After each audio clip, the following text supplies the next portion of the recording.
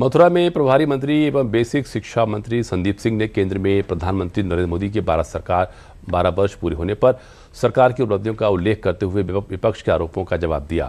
उन्होंने कहा कि मोदी सरकार सबका साथ, सबका विकास, सबका विश्वास और सबका प्रयास के मंत्र के साथ सेवा, सुशासन और जन कल्याण को आधार पर कार्य कर रही है।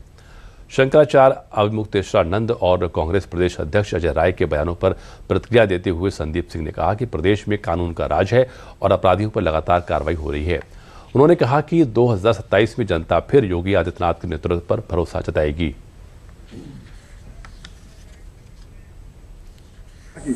सरकार के द्वारा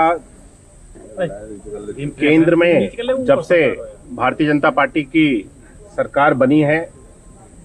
सरकार के द्वारा पूरे देश भर में जो कार्य कराए गए हैं, भारत को एक विकसित राष्ट्र के रूप में जो हमारे प्रधानमंत्री जी ने 2047 तक बनाने का स्वप्न देखा है, इन 12 वर्षों की यात्रा में 2047 में देश को विकसित राष्ट्र बनाने की ओर लेकर के जाने के लिए जो कार्य किए गए हैं और देश के सबसे लंबे समय तक चुने गए प्रधानमंत्री के रूप में अपनी सेवाएं देने के रूप में और देश को एक मजबूत नेतृत्व देने के लिए हमारे प्रधानमंत्री जी,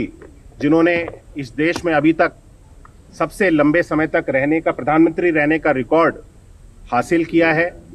इस संबंध में पूरे देश भर में अलग अलग हमारे संगठन के द्वारा, पार्टी के द्वारा 5 जून से लेकर के 21 जून तक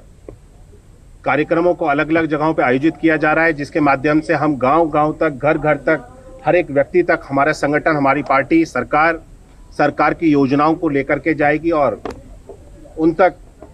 जो भी सरकार के द्वारा कार्य कराए गए हैं, विभिन्न योजनाओं के माध्यम से लाभ दिए गए हैं और जो भी लोगों के फीडबैक हैं,